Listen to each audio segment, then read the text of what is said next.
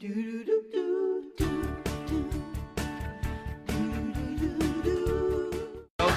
we're back with Guy. We're still eating, by the way. Yeah. Nobody has stopped. But we are talking about Thanksgiving since it is right around the corner. And, of course, everybody seems, at some point or another, struggles with the bird. Just trying to get it right. It's overdone. I didn't know. I heard the snicker, so I'm just going to go with it. Okay, I'll give you one of my best examples of what to do with the bird. The day before Thanksgiving, cook a bird. Really? Really, cook a bird. The day before. Okay, one thing, you can't have enough turkey. Yeah. You can't have enough because, like, if we don't eat turkey sandwiches for the next week, something's wrong. Repurpose it. I've gotten in trouble for that before, not making enough turkey. But I'll tell you, so that's one of the first, because then you get your timing down. You know how your oven's working. It makes sure that you've thawed your birds out. No power thawing, wasting much water. But my favorite thing is brining a bird. It's a brine or don't brine world, I agree. Okay. But brines are really simple, and we're talking equal parts of salt and sugar, a little bay leaf, peppercorn, red chili flake, a little lemon zest. There's a lot of really great recipes out there about how to brine, but it's an osmosis that takes place. It's different than a marinade. And really, you just get such deep flavor into it, and I think it helps keeps the birds nice and juicy. And the other thing I said, separating the dark meat and the white meat, and not expecting them to cook at the same speed. Do you brine and also rub? Oh, gotta rub. It's all about that. Okay. You brine, you rub. I need to know how to make. Did you give me? I mean, did that happen? That happened. Maybe it's just me that saw. Thought I saw. No, I'm serious about my bird. Yeah. You gotta rub. You gotta citrus. Okay. And those are the key components. And what do you brine with? Sorry to cut you off. But what do you equal parts of salt and sugar. Okay. You can get your wine in there. You can get your lemon zest in there. You got to have bay leaf. You got to have some chili. You got to have some peppercorn. But everybody has some garlic for sure. Okay. I've got some great recipes. There's recipes in my book, in the Fieri Family Food. Shameless plug. What about? Okay, my mom did this growing up, and it's like I'm in the hot seat right now. Well, let me turn this on. Low and slow. Low and slow. Low and slow? The world is either hot and fast or low and slow. When you're medium, you're mediocre. That's how I explain it with food all the time. I agree. If you're scared, if you're sitting here cooking something, you're like, it's too hot. By the time that chicken breast is done, it will be dry. Okay.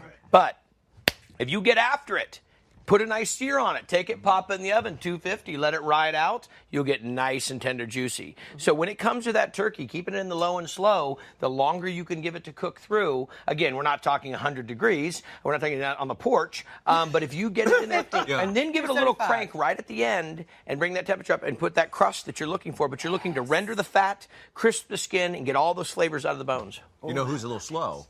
It's Kim. You know what? And she has a question for you today. Hello. Guy. Yes. Ignore Mark. I love that you ate all that. I ate a lot. Didn't I eat a lot? Guy, I'm asking for a friend. Please. For a friend. She wanted to know if you burn the turkey, is there any way of salvaging? Wait, I'm sorry. Yes. What's the friend's name? when? Quick. What's the friend's name? Quick. Her name is Sally Sue. Sally Sue. Well, Sally Sue, thanks for calling, Sally Sue. I try to hold your hand while I tell them. Sally Sue, if you're in Las Vegas, go to my restaurant. I know, she sounds like a stripper. Where did I go from Sally Well, Sue? Sally Sue, I'll tell you what it is. Depending on how burnt it is, because when you burn to a degree where it starts to smoke, it's kind of like rice. You burn rice, there's no saving it because it permeates through. But if all you were able to do is save the carcass of the bird, like the breasts were burnt, and you could just get legs and carcass, take it, make stock. You got turkey stock started right there.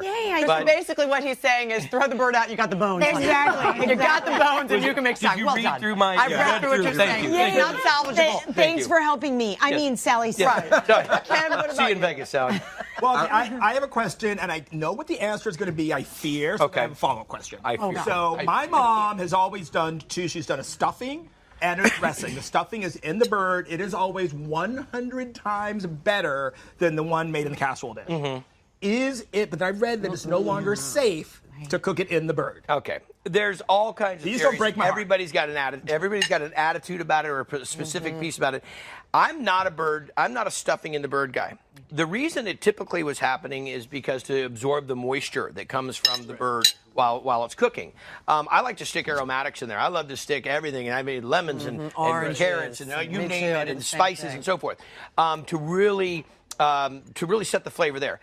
Here's the key. You want to make that stuffing taste as great? Take some of the pan drippings that you had from the bird and dilute those a little bit with some turkey or chicken stock. Hit that over your stuffing, and you'll get that same kind of flavor. And it's a lot less messy and a lot less difficult to handle. I'm going to sausage. That's safer. That's good. I have okay. Yes, two Ricky, things. please. Do you turn your turkey upside down to keep it more juicy? Is that true that it's juicier? I've never Wives' done tale? I've not. That's not been one in my repertoire. I mean, I might listen. Try I it. cook a lot of turkeys at Thanksgiving, so I might have to go and run one that way. But I spatchcock my chicken or my turkeys, and I smoke them and roast them, and anything I can do, deep fry 'em. I've got deep frying. Oh, wow. That was my other question. Yes. I'm dying to learn how to deep fry turkey. I don't You know know how to do what? it, You and I'm scared of Antonio, it. my casa, we will have. Traitor! Have a union! Traitor! Off season. Off season. No one will be wearing any of the of the logos. What about you, Dr. JJ? So, Guy, I have a question about smoking. Do Please. you have to use the motorized rotisserie? Because I love doing them out in the backyard just because I don't have enough room in my oven.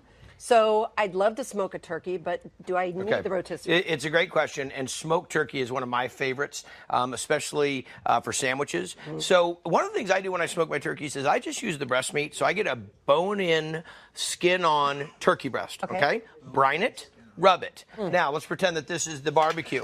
Let's go ahead here and turn on just this grill. Okay. All right? And we're going to turn on this grill. We're not going to turn on the grill this side. And we're going to take a foil packet or an aluminum pan or whatever with our wood chips in it. Soaked? Set it close down, exactly soaked, so they don't just burn up real fast. Set it here to the left. Let this smoke perfume. Keep this around 225 to 250 degrees. that low. And let this sit here and just absorb that smoke. Once you get about 2 hours of smoke, pick it up, take it and put it in the oven in the house. Or turn this up to 350 and let this cook all the way through. But that's a great way to do it. Smoke, it only really takes smoke for about 2 hours. You can do it in your oven at home if you've got a good vent.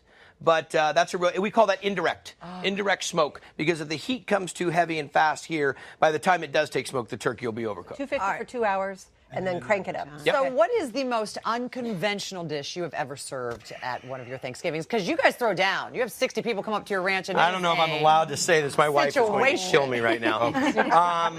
We have specific traditions of got to have the mashed potatoes, got to have the stuffing, got to have those things. And once I complete those for my family that I know my wife wants, then I just go anywhere I want. And I'm into I cone feed 16 turkey legs. Like duck cone feed, but I did it with turkey legs. Oh, my God. The bomb over faro.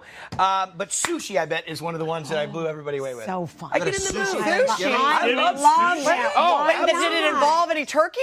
No. There might have been a little turkey and some maki rolls, but I love sushi. I love raw food.